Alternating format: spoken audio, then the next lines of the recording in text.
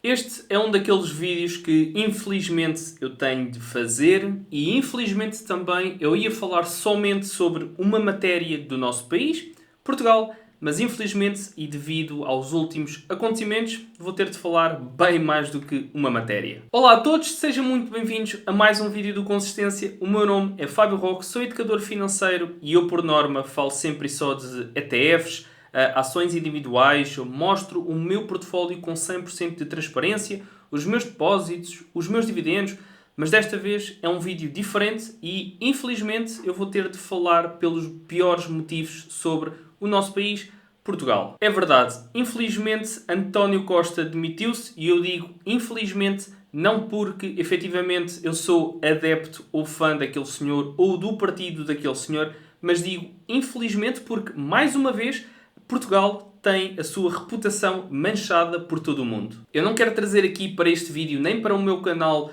nada relacionado diretamente com política. Eu não vou estar a dizer se apoio ou se não apoio X, Y ou Z partido, porque isso não vai acrescentar nada ao meu canal do YouTube, em que só falamos de investimentos e finanças. Mas ainda assim eu vou ter de abordar este tópico porque António Costa demitiu-se e foi notícia em todo o mundo. Vocês conseguem ver que, por exemplo, temos aqui a Globo, que faz parte do Brasil, em que já tem uma notícia somente sobre a saída de António Costa. Quem é António Costa? Primeiro-ministro de Portugal que renunciou após ser alvo de operação policial. O ex-premier foi alvo de buscas em operação que investiga supostas irregularidades em exploração de lítio e na venda de hidrogênio verde. Era considerado um dos chefes de governo em exercício mais estáveis e experientes da Europa. E o que me assusta no meio disto tudo é que esta pessoa, António Costa, conseguiu manchar mais uma vez a reputação de Portugal. Temos aqui também, por exemplo, uma notícia da Reuters. Eu creio que é assim que se diz a palavra, mas também como é uma palavra estrangeirada, não vamos entrar por aí e, portanto,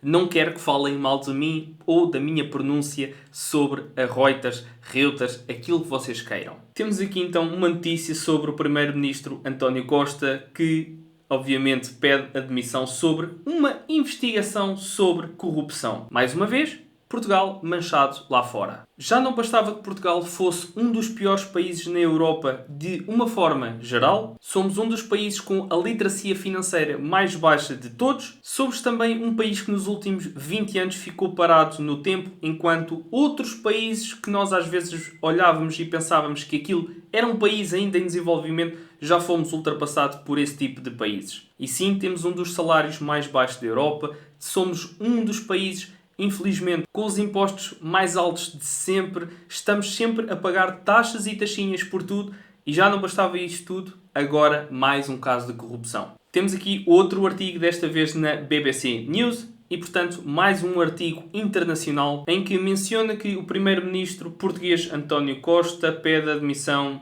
sobre também mais um caso de corrupção. E este nem ia ser o meu foco do vídeo. Acontece que eu estou a gravar este vídeo no dia 8. Estas notícias começaram todas a acontecer no dia 7 e por isso era impossível eu querer falar de Portugal, que era aquilo que eu já tinha planeado há mais de um mês, e também sobre o seu estado político e também o seu estado de investimento, e agora acontece uma coisa destas. Ou seja, mais uma vez, Portugal manchado na Europa e no mundo todo. Vamos então ao tópico que eu queria falar, porque eu não quero acreditar que toda a gente que está no governo, seja em que posição for, é incompetente ou então só pensa no seu próprio umbigo para haver muitos casos de corrupção. E a verdade é que o nosso dinheiro, todos os impostos que nós pagamos, sejam eles para a saúde, escolas, forças policiais ou até mesmo para o Estado investir aquilo que nós descontamos, está a ser super mal gerido e também super mal investido. Vamos então aqui ver uma notícia que este senhor com um S muito grande, Luís Leitão, escreveu. O dinheiro das nossas pensões não merece ser tão mal gerido. Começamos com este headliner em que diz que a estratégia de investimento do FEFS, eu gosto de chamar assim esta coisa, precisa de ser urgentemente revista e as regras da sua gestão repensadas, porque a sua sustentabilidade não se resolve com injeções de capital do Estado. Eu estou-me a rir e isto não tem piada, mas a verdade é que nos últimos tempos parece que tudo se resolve com injeções de capital do Estado que somos nós a pagar. Ok, antes de avançarmos com a notícia, vamos a ver então o que é este FEFS. É muito simples, vamos ao nosso amigo Google, colocamos lá FEFS e o primeiro link que nós temos diz-nos logo que é do Conselho das Finanças Públicas e está aqui o Fundo de Estabilização Financeira da Segurança Social. Se nós carregarmos, vimos ter aqui esta página que nos diz que, então, o Fundo de Estabilização Financeira da Segurança Social corresponde ao património autónomo cujo objetivo é assegurar a estabilização financeira do sistema previdencial da Segurança Social. Não se esqueçam do que é que estão a ler, que o objetivo é assegurar. Reverte para o financiamento deste fundo uma parcela entre 2 e 4 pontos percentuais de cotizações de trabalhadores por conta de outrem, até que este assegura cobertura das despesas previsíveis com pensões por um período mínimo de 2 anos. E se quiserem saber mais sobre isto, podem ir ao Google, colocar lá FEFS, ou como vocês lhe queiram chamar, e podem ler isto tudo na internet e de borla. Retomando aqui ao artigo, temos aqui então a questão do dinheiro das nossas reformas e das nossas pensões. Está longe de estar seguro e muito menos garantido. Eu estou-me a rir porque eu já fiz um vídeo sobre isto em que digo que a nossa reforma é completamente um esquema Ponzi, porque nós necessitamos sempre de mais pessoas a trabalhar, ou seja, mais novos que nós, para nos pagar a nossa reforma. Podem ver esse link aqui no meu canal do YouTube. Também não é apenas porque dentro de 25 anos estima-se que o rácio de dependência dos mais velhos duplique, passando de quase 3 trabalhadores para cada idoso em 2022 para 1,5 trabalhador por idoso em 2051. E nem porque o valor das reformas pagas pelo Estado vai cair para quase metade nos próximos anos, passando de um valor equivalente a 84,9% do último vencimento em 2025 para 43,5% em 2050, segundo as últimas projeções da Comissão Europeia. E por isso mesmo, o dinheiro das nossas reformas e pensões não está seguro nem assegurado, porque são poucos aqueles que, ao ler estes números,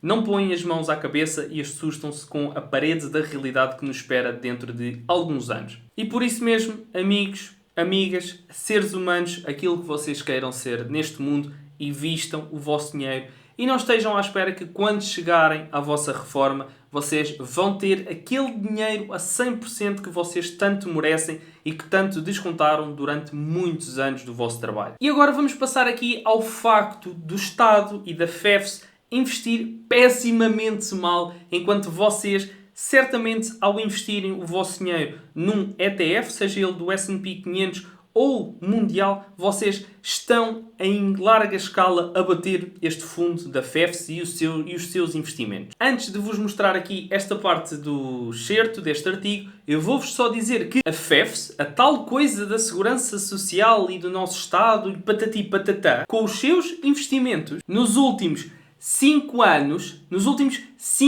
ok? Nós sabemos que maus anos acontecem nos investimentos, tivemos o Covid, obviamente que tudo caiu, mas grande parte das empresas rapidamente subiram e até duplicaram no seu preço, pelo menos no mercado financeiro. Mas a FEFS, nos últimos 5 anos, tiveram uma rentabilidade média que até me custa estar a dizer isto, de 0,19% ao ano. 0,19%. Como é que isto é possível? Digam-me. Digam-me aqui nos comentários o que é que vocês acham que esta FEFS investe aquele dinheiro para, nos últimos 5 anos, ter uma rentabilidade de 0,19% ao ano. Isto, para mim, é ridículo. Voltando aqui ao artigo, conseguimos ver que os últimos desses sinais ficou visível com a necessidade, em 2022, o Estado injetar no FEFS um valor recorde de mais de 3 mil milhões de euros para colmatar perdas de 3,3 mil milhões de euros provocadas por uma desvalorização de 13% do portfólio do fundo desse ano. E obviamente que um mau ano acontece, como em todos os investimentos, nem sempre é subir, e 2022 foi um ano particularmente mau, tanto para as ações como para obrigações. E o problema é que o histórico do FEFS está repleto de anos muito pouco conseguidos, sendo que nos últimos 5 anos, por exemplo, a FEFS gerou uma rentabilidade média risível de 0,19% no ano, sendo que no mesmo período a taxa de inflação média anual em Portugal foi de 2,4%. Mesmo alargando o horizonte para os últimos 15 anos, os números também não são muito melhores, porque apesar de apresentarem uma rentabilidade média anual de 3%, neste período foi apenas de 1,5 pontos percentuais acima da inflação no mesmo período. Mas calma, que nem tudo é mau, porque antes do António Costa se demitir e antes do Orçamento de Estado do próximo ano ficar provavelmente em dúvida se vai para a frente ou não, tivemos aqui o Ministro das Finanças a dizer aos portugueses mais uma vez: acalmem-se que nem tudo é mau. Porque relativamente à sustentabilidade do FEFS, a intenção do Governo é reforçar com mais uma injeção recorde de 2,6 mil milhões de euros em 2023. E a verdade é que isto não resolve o problema. Não é ao injetarmos mais dinheiro todos os anos que vai acabar por resolver o problema. Temos é que perceber o que é que está a acontecer de errado, onde é que estamos a investir o dinheiro que não está a trazer rentabilidade nenhuma nos últimos 5 anos, pelo menos, e temos de mudar isso. E neste artigo, o autor faz aqui uma comparação direta com a Noruega. E isto é muito simples. Da mesma forma que eu digo sempre que os ETFs, historicamente falando, apresentam resultados muito bons e que colocar lá o nosso dinheiro e deixar estar, ou seja, é muito aborrecido investir dessa forma, mas historicamente traz os melhores resultados, é a mesma coisa que está aqui neste artigo, porque é que nós, os portugueses, não copiamos o que os melhores fazem, e neste caso a Noruega. E o autor diz aqui, e bem, basta replicar o que os melhores fazem, como o Fundo Soberano da Noruega, que na última década apresentou uma taxa de rentabilidade média de 6,7% ao ano, mais o dobro do alcançado pelo FEFS. Ainda assim, o autor também explica que comparar os dois fundos, ambos com uma perspectiva de investimento para o longo prazo e sem preocupação de distribuição de rendimentos no presente, é como comparar o dia como a noite. Se no fundo soberano norueguês só se investe em ativos fora da Noruega para não subaquecer a economia nacional, o FEFS exige que pelo menos 50% do capital sirva para financiar o Estado através da aquisição de títulos de dívida nacional, as tais obrigações e bilhetes do Tesouro. E o autor deste artigo termina: é por isso que, enquanto a gestão do Fundo Soberano da Noruega consegue duplicar os recursos dos noruegueses a cada 11 anos, o FEFS só o consegue fazer a cada 22 anos. E agora, vocês perguntam-me imensas vezes por mensagens privadas do porquê de eu não investir na economia portuguesa, seja no PSI 20, que já não se chama PSI 20, mas não interessa, ou até mesmo em ações portuguesas individuais. Precisamente por causa disto. Estamos aqui então no Seeking Alpha, nós conseguimos ver diretamente, comparando o S&P 500 com o PSI 20, eu sei, não se pode comparar uma coisa com outra. São 500 empresas contra 20 empresas,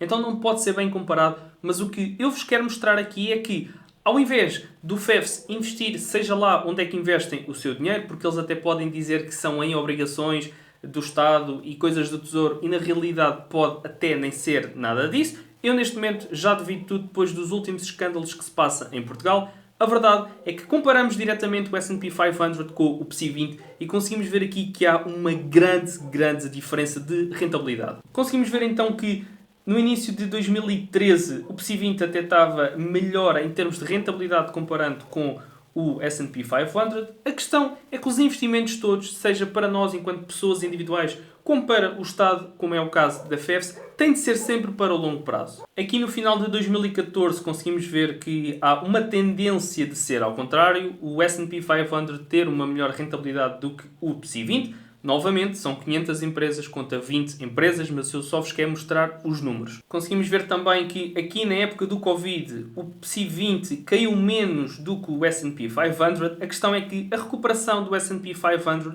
foi bastante boa e até aos dias de hoje encontra-se aqui uma grande discrepância. E nos últimos 10 anos conseguimos ver que tivemos aqui um retorno positivo de 143,76 no S&P 500, enquanto no PSI 20 tivemos um retorno negativo de 1,57%. Portanto, quem há 10 anos colocou o seu dinheiro somente no PSI 20, neste momento está a perder 1,57% face àquilo que investiu há 10 anos atrás, enquanto por outro lado, quem colocou o seu dinheiro há 10 anos atrás no S&P 500 está com uma rentabilidade muito acima de 100%. E nós até temos aqui uma notícia que veio piorar a economia portuguesa. E face tudo aquilo que tem vindo a acontecer nos últimos dias e nas últimas horas a Portugal devido à admissão do Costa e todos estes escândalos e corrupção, temos aqui então que a admissão do Costa tira 1,7 mil milhões à Bolsa de Lisboa. Portugal fica sem governo e o PSI ressente. O PSI registrou a pior sessão em mais de um mês, caindo mais de 2,5% depois do primeiro-ministro ter apresentado a demissão. Portanto, já não basta nós, Portugal, sermos dos piores da Europa de uma forma geral, tudo aquilo que eu já disse no início do vídeo, mais o facto de o António Costa e os seus compadres estarem envolvidos em casos de corrupção, e relembro que nos últimos 20 anos já não é nem há de ser a última vez que, infelizmente, Portugal vê o seu nome nas manchetes internacionais por motivos de corrupção. A minha conclusão com este vídeo é muito simples. Invistam o vosso dinheiro a pensar na vossa reforma. Não invistam o vosso dinheiro no curto prazo porque querem retirar lucros rápidos para esbanjar em férias, carros, roupas. Invistam sim no longo prazo porque conseguiram ver neste artigo que supostamente aquilo que vos é tirado do vosso salário, em que dizem que depois vocês vão ter direito àquele montante na vossa reforma, esse montante não está garantido e muito menos vocês vão ter uma reforma digna. Portanto, daquele pouco dinheiro que eu sei que vos sobra ao final do mês, e se vocês fizeram uma gestão financeira boa, se calhar sobra ainda mais dinheiro, por favor, invistam a pensar na vossa reforma ou até mesmo invistam a pensar na vida futura dos vossos filhos. Como já viram, este país não está para brincadeiras. Nós, o povo, estamos aqui embaixo da pirâmide neste país. Vamos pagar cada vez mais taxas e taxinhas, vamos ter cada vez menos poder de compra. No final do mês irá sobrar cada vez menos dinheiro para nós e, portanto, se nós não fizermos por nós, ninguém o faz. E por isso mesmo, invistam o vosso dinheiro a pensar na vossa reforma. Este foi um vídeo diferente. Espero que tenham gostado e até à próxima.